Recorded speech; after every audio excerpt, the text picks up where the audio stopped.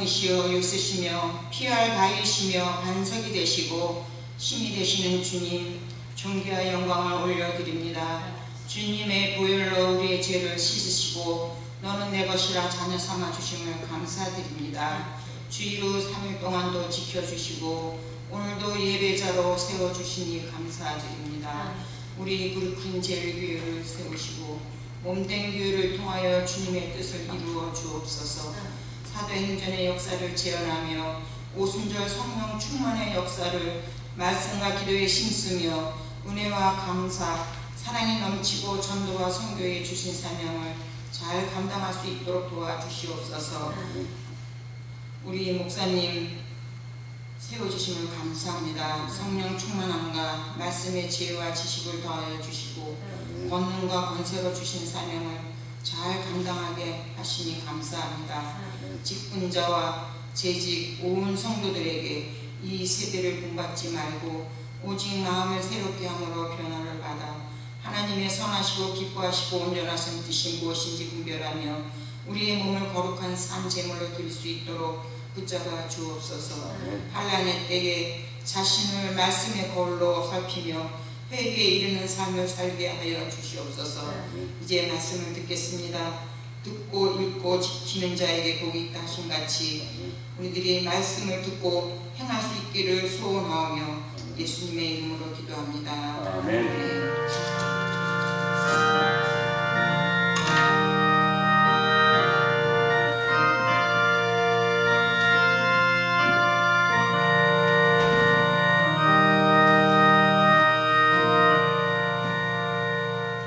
하나님께서 우리에게 주신 말씀 요한복음 16장 14절 그리고 갈라디아서 6장 14절 합독하도록 하겠습니다. 요한복음 16장 14절 시작.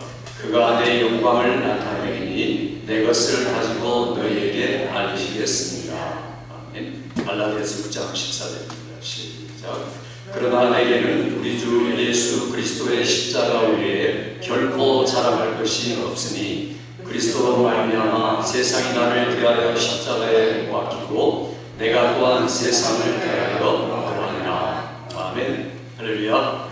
오늘도 여러분들이 성령의 인도를 확신하는 이 밤이 되기를 주의 이름으로 축원합니다. 우리들이 지금 계속해서 성령의 인도가 뭔가 하는 말씀을 듣고 있습니다. 한 두 달째 성령의 인도함을 받는 사람들이 어떤 사람인가 하는 시리즈로 여러분이 계속 말씀을 드리면서 적극적인 방법, 소극적인 방법을 말씀드렸습니다. 오늘은 성령의 인도함을 받는 사람들이 어떻게 궁극적으로 어디다 초점을 맞춘다 하는 것을 말씀드리려고 합니다.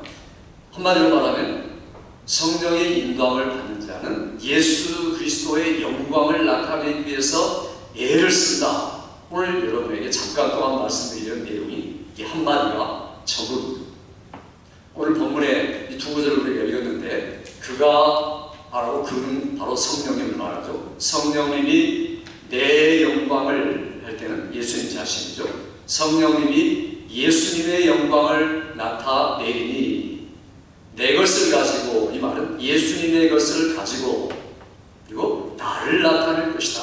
예수님 자신의 인격과 하신 일을 나타낼 것이다. 이게 바로 성령이 오신 이유라는 겁니다. 성령이 왜 오셨는가? 얼른 대답을 못하는 분들인데 궁극적인 대답은 예수의 영광을 나타내기 위해서다. 이게 바로 정답입니다. 성경에서 가장 중요한 핵심적인 그 요소가 바로 성령이 오신 이유, 목적, 이것을 오늘 본문에 이야기를 하고 있습니다. 그러니까 자, 이렇게 하나님의 영광을 나타내는 사람들의 모습은 뭐냐? 그게 우리가 두 번째 읽었던 갈라디아 1장 14절. 내가 그리스도로 말미암아 십자가에 못 박혔다. 세상은 나는 세상에 대해서 못 박힌 삶을 살아간다. 고백적이고 체험적인 신앙이 반드시 우러나오는 게 영광을 나타내는 사람의 모습이다 하는 겁니다. 그러니까 이 두 구절의 말씀은 서로 분리된 말씀이 아니라 하나는 전제를 말하고 또 하나는 결과를 이야기합니다. 자, 성령님이 오셔서 하는 일은 이런 일이다. 그러면 예수님 우리는 반드시 그런 일을 우리의 삶 속에서 나타내게 돼 있다. 그렇지 않으면 성령의 인도를 받는 사람이 아니고, 만일 성령의 인도를 받는 사람이 아니라면 하나님의 자녀가 아닐 수도 있다. 이렇게 거꾸로 우리들이 이야기할 수가 있다는 겁니다. 그래서 오늘 이 말씀이 아주 간단한 말씀 같지만은 우리들이 잘 알아야 할 말씀인 것은 성령의 역사. 많은 분들이 성령이 오시면 우리에게 방언도 하고 예언도 하고 환상도 보게 하고 여러 가지 은사를 받게 한다. 그래서 성령 운동을 벌입니다. 성령 운동이 잘못된 운동은 아닙니다. 매우 중요한 운동이죠. 그런데 이게 전부다라고 생각하고 사람들이 성령의 은사가 나타났더라. 그러면 그 교회에 우르르 몰려가. 어떤 집회에 우르르 몰려가. 이런 게 바로 이단을 만들어내는 그런 하나의 요소가 되는 겁니다. 우리가 그래서 성급하게 어디에 성령의 역사가 대단하더라. 그러면 거기만 몰려가고 거기 귀를 기울이고 그 방송을 듣고 이러는 것은 매우 위험한 거라는 겁니다. 굉장히 신기하고 새로운 것을 말해주는 것 같은데 사실은 사기일 때가 많습니다. 그러니까 성령의 역사인 것처럼 위장하고 사람들에게 보이기 위한 것으로 나타날 때가 많다는 겁니다. 이게 바로 과거 이단을 만들어 온 모습들입니다. 옛날이나 지금이나 다 똑같습니다. 나만이 새로운 것을 이야기하고 성령의 놀라운 역사를 이야기하고 한 번도 이런 적이 없던 2000년의 역사에 처음 있는 일이다. 이렇게 말하는 것은 전부 다 가짜입니다. 가짜일 수밖에 없습니다. 역사를 통해 하나님은 똑같은 역사를 하셨고 줄기차게 역사에 오셨는데 뭐가 자기가 잘난다고 성경을 벗어나서 성경의 역사를 벗어나서 얘기하고 있다는 것은 벌써 아주 잘못되어 가고 있다는 증거입니다. 그러니까 새로운 것이다, 놀라운 것이다, 굉장한 것이다, 한 번도 안 배운 것이다, 이런 것들을 말하는 분들은 매우 조심해야 돼요. 거의가 대부분 성경을 벗어난 분이라는 겁니다. 특별히 성령에 대해서 그렇다는 겁니다. 반드시 우리가 알아야 할 오늘 본문의 말씀 다시 읽어보죠. 우리 13절 14절 같이 읽습니다. 시작. 그러나 진리의 성령이 오시면 그가 너희를 모든 진리 가운데로 인도하시니 그가 스스로 말하지 않고 오직 들은 것을 말하며 장래일을 너희에게 알리시리라. 그가 내 영광을 나타내니 내 것을 가지고 너희에게 알리시겠습니다. 아멘. 여기 보니까 성령이 오시면 모든 진리 가운데 우리를 인도하는데 여기 보면 스스로 말하십니까? 아니면 아버지께 받아서 말합니까? 성령이 받아서 말하시는 거죠. 성령께서 스스로 말하시는 것은 한마디도 없다. 전부 다 하나님 아버지께 받아서 말하는데 지금 일도 말하고 장래일도 말하고 지금 일어난 현상도 말씀해 주시고 장래일도 말씀해 줄 것이다. 더 중요한 것은 이 모든 것을 가지고 예수 그리스도의 영광을 나타내니 이렇게 말하고 있습니다. 이게 바로 성령이 오셔서 처음부터 끝까지 궁극적으로 하시는 일이다. 그러니 만약에 내가 성령을 조금만 받아가지고 성령님께 영광을 돌리라, 성령님을 막 이야기하고 성령님에 대한 것들만 이야기하고 있는 분들은요, 성경을 전혀 모르는 분들이에요. 그러니까 성령의 충만함을 받으면 성령을 이야기하지 않고 누구를 이야기해요? 예수 그리스도를 이야기하게 돼 있다는 거예요. 그래, 난 성령 충만하다 이렇게 말하는 분들은 난 성령으로 충만해 이렇게 말하지 않습니다. 내게는 예수님이 계셔, 예수님이 이런 일을 해 이렇게 고백하는 거지. 그러니까 전자로 고백하는 분들은 벌써 신앙이 비틀어진 분들이고 예수를 고백하는 분들이야 올바른 분들이라고. 이게 성경이 지금 사도 요한이 우리에게 증거하고 있는 메시지입니다. 그래서 우리들이 이런 말씀을 보면서 이게 지금 성부께서 우리에게 성자를 보내주시고 성자는 오셔서 우리에게 성령을 보내시면 성령은 바로 예수 그리스도를 나타내신다. 이게 바로 삼위일체가 하시는 일입니다. 그러니까 우리가 신앙생활 하면서 어떤 한 위, 성부, 성자, 성령 계시면은 한 부에다가 초점을 맞춰가지고 성경은 전부 다 성부 하나님의 이야기다 이렇게 말하는 분들은 잘못된 거죠. 그래서 그분 아버지만 이야기하고 하나님만 이야기하고 하나님에게 예배해야 된다고 하나님 중심 좋습니다. 그런데 전혀 예수 이름으로도 말하지 않고 이렇게 신앙생활 하는 분들은 누굽니까? 유대인들이죠. 유대인들이 그런 분들이죠. 그러니까 성부 중심, 오직 여호와 하나님만 중심한 신앙생활, 예수 그리스도에 대한 이야기가 일절 언급이 없다면 그게 바로 잘못된 성부에게만 치우친 것. 또 어떤 분들은 오직 예수, 맞습니다. 근데 중요한 것은 오직 예수를 이야기하면 찬양도 예수께, 능력도 예수께, 모든 신앙생활이 오직 예수만이다. 그러면서 하나님 아버지는 이야기하지 않고 성령님도 이야기하지 않고 있다면 이것도 잘못된 신앙이다 하는 겁니다. 또 어떤 분들은 반대로 성령만 이야기합니다. 성령의 능력을 이야기하고 성령의 은사를 이야기하고 성령의 놀라운 경험들을 이야기합니다. 그런데 하나님 아버지께라는 말이라든가 예수 그리스도의 중심한 이런 이야기를 전혀 하지 않고 있다면 그것도 잘못된 겁니다. 그러니까 우리는 성경에서 창세기부터 계시록까지 성부, 성자, 성령의 놀라운 조화와 균형을 가지고 성경을 읽는 것이 마땅하다. 이게 바로 우리가 하나님을 이해하는 그런 방법입니다. 그러니 어느 성경을 보아도 성부, 어떨 때는 강조가 있죠. 그러나 성부, 성자, 성령님에 대해서 오늘 성경이 나에게 무엇을 말하는가, 그리고 그분들의 성부, 성자, 성령의 어떤 역할을 나에게 지금 말씀하고 계신가에 대해 우리가 귀를 기울이고 눈을 뚫려하고 마음을 열고 받아들일 때 그게 성경을 제대로 이해할 수 있는 겁니다. 그렇지 않으면 우리가 성경을 매우 비틀어지게 이해할 수밖에 없습니다.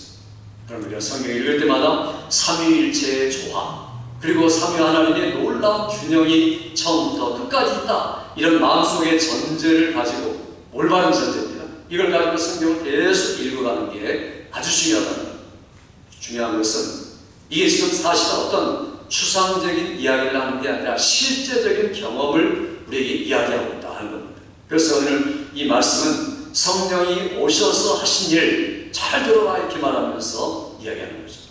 같이 합시다. 성부는 계획하시고, 성자는 완성하시고, 성령은 적용하신다. 간단하게 그렇게 말할 수 있습니다. 성부 하나님은 모든 것들을 처음부터 끝까지 계획하시고 치밀하고 구체적으로 정확하게 계획하신 분이라면, 성자는 오셔서 모든 아버지 하나님의 계획을 실행하시고 완전히 성취하신 완성한 분이시오. 그렇다면 성령 하나님은 성부께서 계획하시고 성자께서 실행하여 적용하신 모든 이 완성하신 모든 하나님의 의도를 일일이 우리 모든 사람들에게 적용시키는 분이다. 이게 바로 하나님의 삼위의 역사입니다. 성경 처음부터 끝까지는 바로 이러한 일, 특별히 구속의 은혜, 우리를 구원하시고 온 땅을 구원하신 하나님의 계획과 성자의 완성과 성령의 적용을 담고 있다. 그럼 우리가 성경을 읽어 내려갈 때마다 어디가 계획이고 어디가 완성이고 어디가 적용인가 하는 것들을 유심히 살펴보면서 하나님의 계획과 예수 그리스도의 완성과 성령의 역사를 내 속에 적용해 나가면서 그 사실을 체험하는 것, 실제로 경험하는 것이 중요하다는 겁니다. 이런 경험이 없으면 신앙생활은 그냥 상상으로 끝나는 겁니다. 그러니까 우리들이 그런 질문을 할 수 있겠죠. 내가 하나님의 자녀라고 말하면서도 자녀가 아닐 수 있는가? 그렇습니다. 어떨 때요? 진리를 다 알고 있습니다. 진리를 동의합니다. 그렇지만은 그게 자기가 실제로 마음 깊은 곳으로부터 진리를 동의해서 그렇다, 아멘, 그렇다, 확신한다 이렇게 받아들이는 게 아니라 배워서 그런가 보다라고 고개를 끄덕거리는 동의, 그건 하나님의 자녀가 아니죠. 그러니까 얼마든지 가짜 자녀가 있을 수 있다는 겁니다. 그리고 진리를 안다고 하지만 한 번도 체험하거나 경험하거나 실감하지 못한 분들이 있을 수가 있습니다. 그러니 그런 분들은 그래, 목사님이 하시는 말씀이 맞지, 틀린 말 하려고, 그리고 누가 아무개가 하는 말도 맞아, 이게 신앙적인 거지, 자 이렇게 수긍을 합니다. 그런데 그게 마음속, 아까 말한 것처럼 형식적으로만 마음속에 들어와 있다면 그건 하나님의 자녀가 아닐 수도 있다는 겁니다. 그러니까 내가 혹시 그런 생활하고 있다면 매우 조심해야 됩니다. 그건 지금 허송 생활하고 있는 거고 아주 불안한 거죠. 그러니까 진리가 나에게 정말 해당된다, 저 말씀은 나에게 꼭 필요한 말씀이고 내게 적용되는 말씀이다라는 것을 굉장히 심상히 여기고, 나는 저런 진리가 필요한 사람은 아니지, 저런 진리는 나에게 해당되지 않지, 이렇게 받는 분들은 벌써 진리하고 좀 멀어져 있는 분들이죠. 그러니까 얼마든지 그러한 교인들, 실제로는 하나님의 자녀의 삶을 살지 못하는 분들이 있을 수가 있다. 그러니까 우리의 신앙은 반드시 하나님의 인격이 우리에게서 전인격적으로 받아들여져야 되고 체험해야 되는 겁니다. 그러니 우리가 신앙생활 한다는 것은 지식적으로 감정으로, 의지로 이런 전인격적인 신앙생활과 거기에 대한 인격적인 반응이 있을 때가 그게 바로 예수님 제대로 영접한 거죠. 문을 두드려 내가 문을 열고 마음을 열고 그분을 영접하고 의지하고 고백하고 이런 실제적인 활동이 신앙생활이지 내가 그냥 머리로 알고 듣고 끝나버린다면 신앙생활 될 수 없습니다. 이런 점을 우리가 매우 조심해야 돼요. 그래서 성령의 인도를 받는 사람들, 자 그런데 또 거꾸로 된 사람들이 있습니다. 아주 뜨겁고 열심히 있어요. 그런데 성령의 은사를 강조합니다. 그래서 이 사람 방언 못 받았으면 구원받은 사람 아니다. 또 이 사람은 어떤 은사를 못 받았으면 이건 참 굉장히 신앙생활이 더딘 거다. 그래가지고 은사주의가 막 활개치기 시작한 겁니다. 언제부터 그랬겠습니까? 고린도 교회부터 그런 겁니다. 고린도 교회가 아주 교회가 어렵고 힘들었던 이유가 뭐냐? 고린도 교회가 아주 책망을 받았던 이유가 있습니다. 그 이유는 서로 다투고 분열한다는 거예요. 무엇 때문에 다투고 분열합니까? 은사 때문에. 그러니까 나는 이런 은사를 받았어. 평생토록 이 은사를 가지고 살아야 돼. 아무들도 인정하지 않는 겁니다. 목사님 뭐라고 말해도 나는 이 은사 가졌으니까 이건 나는 평생 지켜야 돼. 이런 분들이 고린도 교회에 있었다는 거예요. 그래가지고 서로 그거 주장하니까 서로 우월해지고 열등하고 우월감이 쌓으니까 결국에는 분열되고 만 겁니다. 그러니까 그런 분들은 그리스도의 몸을 찢는 겁니다. 그리스도의 몸을 완전히 망치는 그런 역할을 했다. 사도 바울은 그것을 강력하게 책망하는 겁니다. 그러니까 너희가 가진 은사, 그러니까 자기가 어떤 은사를 가지고 모르면서도 은사를 주장하는 분도 있어요. 그건 뭘 보고 합니까? 내가 그 은사를 활용했을 때 감동이 있고 많은 사람들이 은혜를 받기도 하고 잘하기도 하고 이런 걸 보고 알지. 나 혼자 황홀해가지고 만족하고 그 속에 들어가서 내가 뭘 잘한다고 생각하는 건 전혀 은사가 아닐 수 있습니다. 아무리 피아노를 잘 치고 노래를 잘해도 은사가 아닌 분들이 많습니다. 음악의 은사도 없고 그리고 찬양의 은사도 없는 겁니다. 그러니까 그런 분들이 이 찬양을 인도하거나 찬양 지휘를 하거나 반주를 하면은 은혜도 안 되고 열매도 없는 겁니다. 똑같이 그러니까 하나님께서 은사를 안 주신 거죠. 그럼 재능은 주셨지만 은사는 안 받은 겁니다.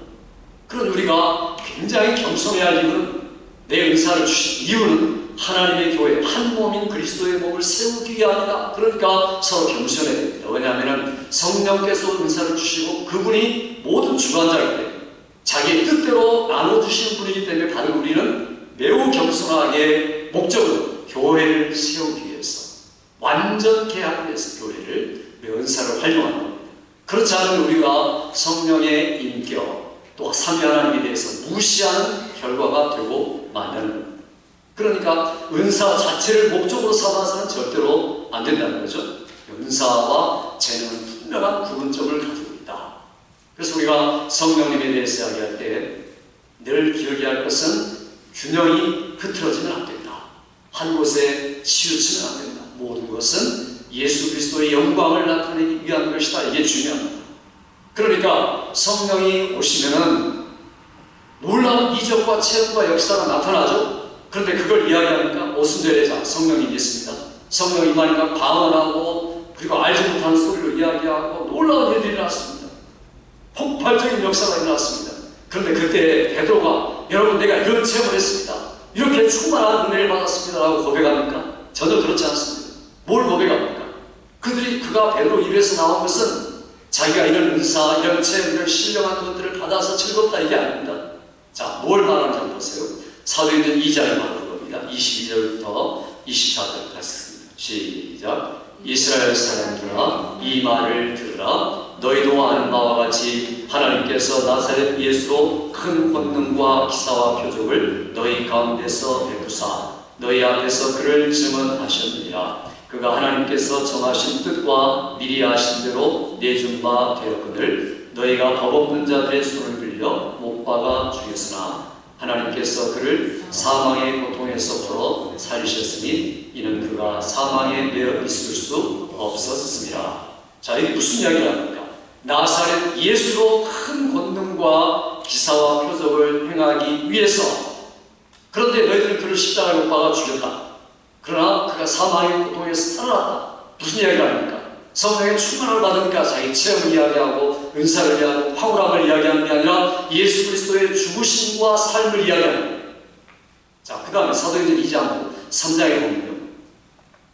베드로와 사도 요한이 이제 오후 3시에 성전에 기도하러 올라가는데 성전에 그 아름다운 문 옆에 그 안전뱅이가 있습니다. 그리고 이야기 몇 번 나온 다음에 예수 이름으로 일어나 뛰어 걸을 때 놀라운 일이 일어났습니다. 사람들이 깜짝 놀래요. 그럴 때 베드로가 무슨 이야기 합니까? 베드로가 자, 이게 모두 하나님께서 나를 통해 하십니다. 얼마나 놀라운 일이냐. 자, 봐라. 나의 감정을 이야기하는 게 아닙니다. 사도행전 3장에 보면 베드로 이야기가 나오죠. 거기 보면은 사람들아, 왜 너희를 놀랍게 여기느냐? 왜 너희들이 나를 주목하느냐? 마치 개인의 경건과 능력으로 일을 행한 것처럼 그렇게 생각하느냐? 아니다. 결코 아니다. 오직 나사렛 예수의 이름이 이 사람을 성하게 하셨느니라. 너희가 그를 십자가에 못 박아 죽였으나 하나님이 그를 살리셨는데 그 나사렛 예수의 이름이, 그 이름을 믿는 믿음이 이 사람을 성하게 하느니라. 오직 예수 그리스도를 증거하는 게 베드로였다는 겁니다. 이게 바로 사도행전의 역사입니다. 사도행전은 온전히 예수 그리스도를 전하기 위한 역사가 이렇게 말할 수 있습니다. 복음서는 어떻습니까? 복음서의 주인공은 누굽니까? 복음서의 주인공은 물론 예수님이죠. 그런데 복음서는 누가 썼습니까? 성령이 쓰셨죠. 자, 여기 보세요. 돌이켜볼 없습니다. 그래서 성령이 쓰신 거예요. 성령이 쓰셨으니까 결국에는 성령이 나타나야 되죠. 누가 나타납니까? 복음서는 오직 예수님만이 나타나죠. 그러니까 복음서가 말하고자 하는 것은 성령이 아니라 예수입니다. 복음서를 쓰게 하시는 분은 성령입니다. 그러니까 그는 내 영광을 나타내리니 하는 게 증명이 되죠. 서신서는 어떻습니까? 서신서도 성령이 감동하셨습니다. 바울 사도들이 쓴 것 모든 서신서들도 마찬가지죠. 그래서 오직 처음부터 끝까지 예수 그리스도를 드러내는 게 서신서입니다. 요한계시록 어떻습니까? 제일 첫 자리 뭐냐면 예수 그리스도의 계시라. 그러니 그로부터 시작해서 예수께서 오시리라. 요한계시록이 처음부터 끝까지 지금 말하는 것은 예수 그리스도를 말하고 있다. 결국에는 신약 성경이 전부 다 예수 그리스도를 나타낸다. 누구로 말미암아? 성령으로 말미암아 이 일을 하고 계신다 하는 것을 우리에게 지금 이야기하고 있습니다. 요한계시록에서 우리가 계속 말씀을 듣고 있지만 우리를 사랑하사 그의 피로 우리를 구속하신 예수 그리스도, 보좌 앞에 그 죽임 당하신 어린 양 그분을 찬양하라. 이게 바로 지금 성령이 예수 그리스도를 계시록을 통해서 나타내고 있는 것이 바로 성령의 역사. 성령의 역사는 반드시 이런 일을 한다는 겁니다. 이게 바로 오늘 성령의 역사라는 것을 증명하고 있는 성경의 이야기입니다. 그렇다면 이 성령의 역사에 대해서 우리는 어떤가? 내가 정말 내 자신을 성령으로 인해서 내가 말하고 이야기하고 생각하고 활동할 때 예수 그리스도를 나타내고 있는가? 우리 자신을 점검할 필요가 있다.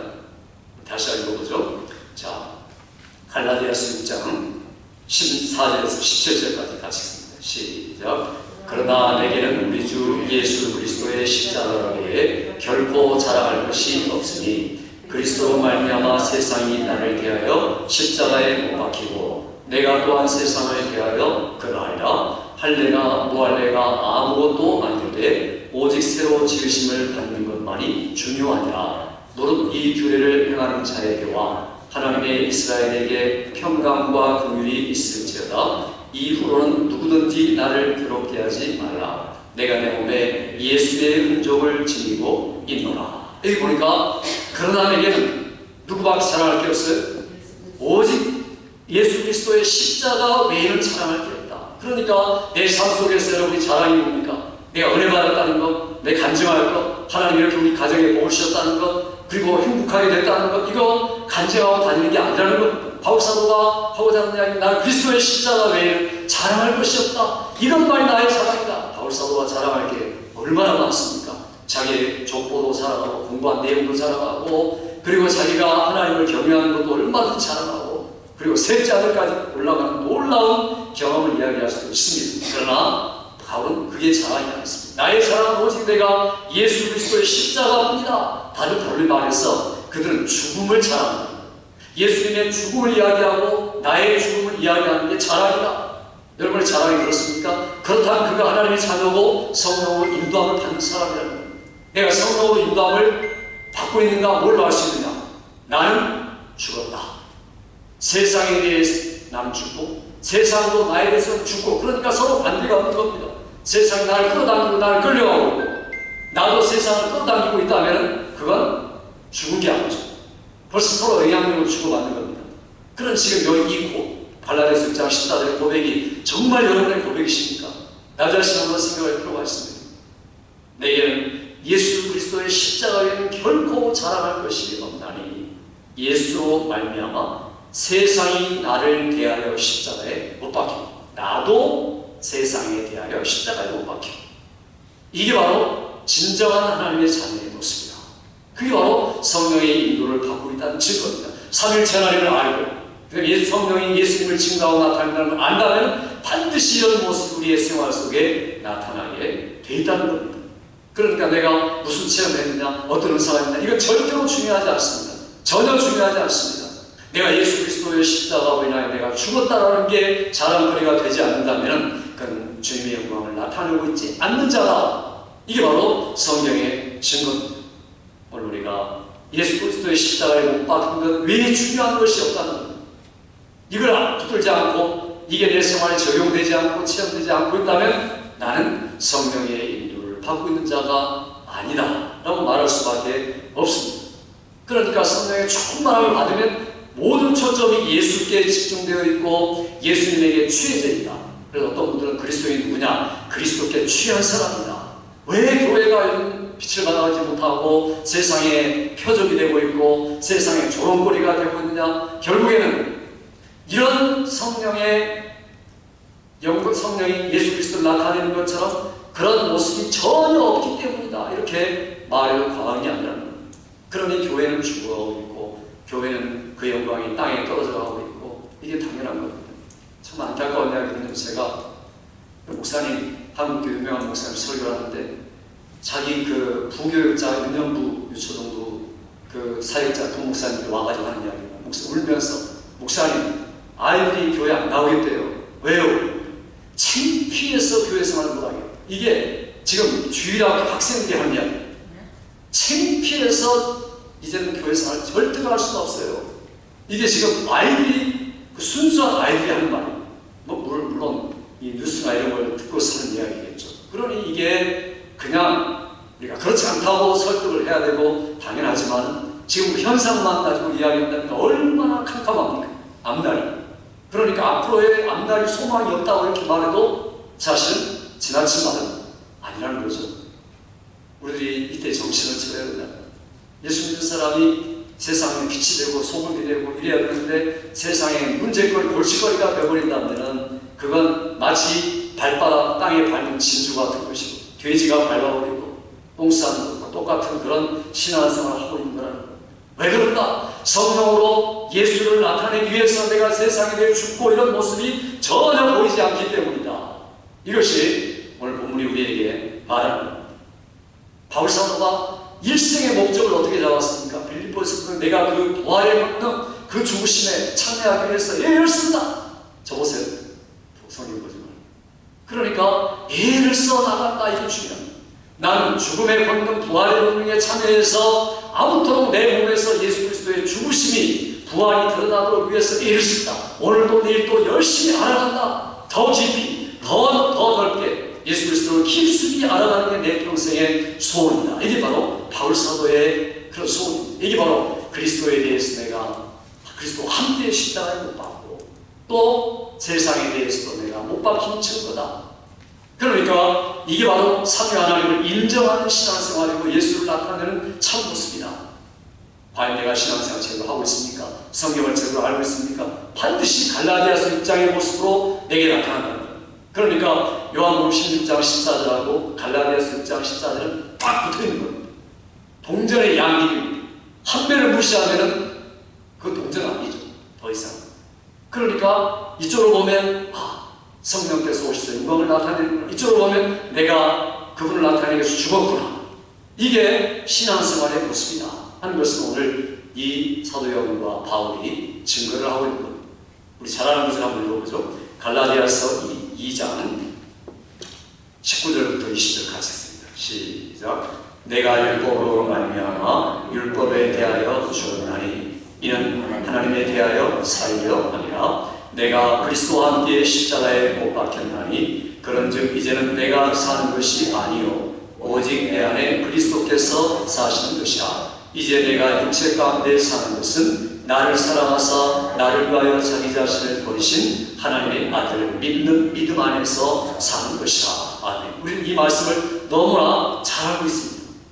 늘 고백합니다. 암송하고 있습니다. 그러나 이게 내게 완전히 적용되고 있는가? 내가 지금 지어나고 있는가? 내가 정말 십자가로 박혀 죽고 나는 그 믿음을 가지고 내가 살고 있는가? 이런 것들을 점검할 필요가 있다는 겁니다. 그러니까 이 하나님의 진리가 일반적인 믿음이 아니라 특별한 믿음으로 나를 바꿔 놓았는 거예요.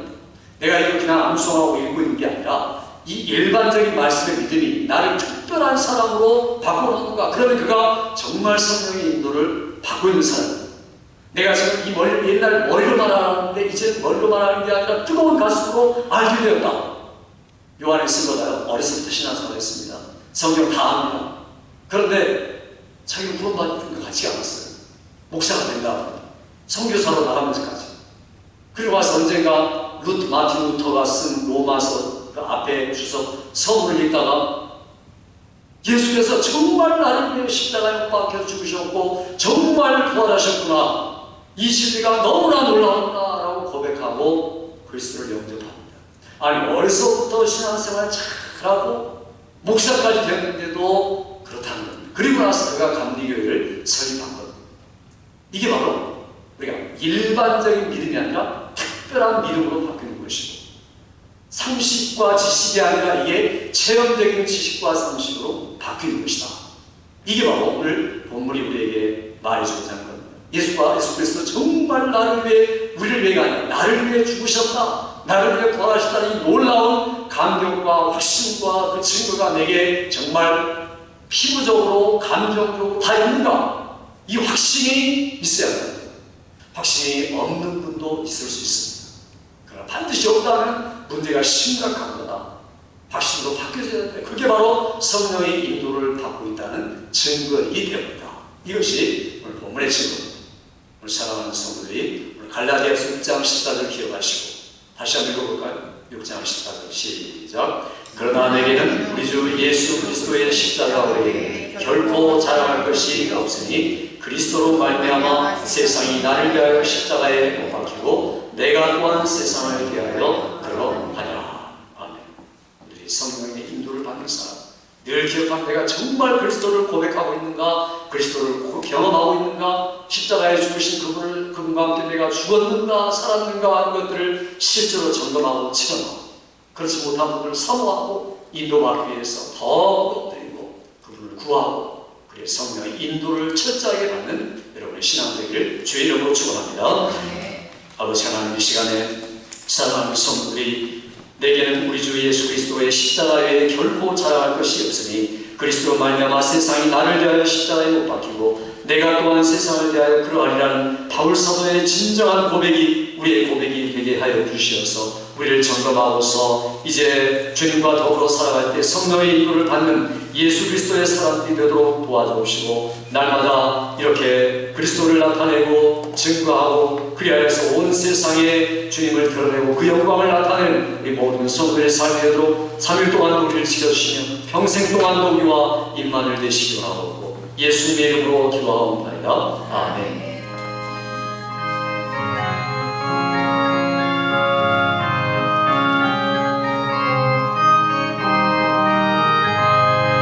이름에 아무 증거 아니 되었고 믿음만을 가지고서 일거리고 이 귀에 아무 소리 아니 들렸고 하나님의 약속 위에 서리라 가라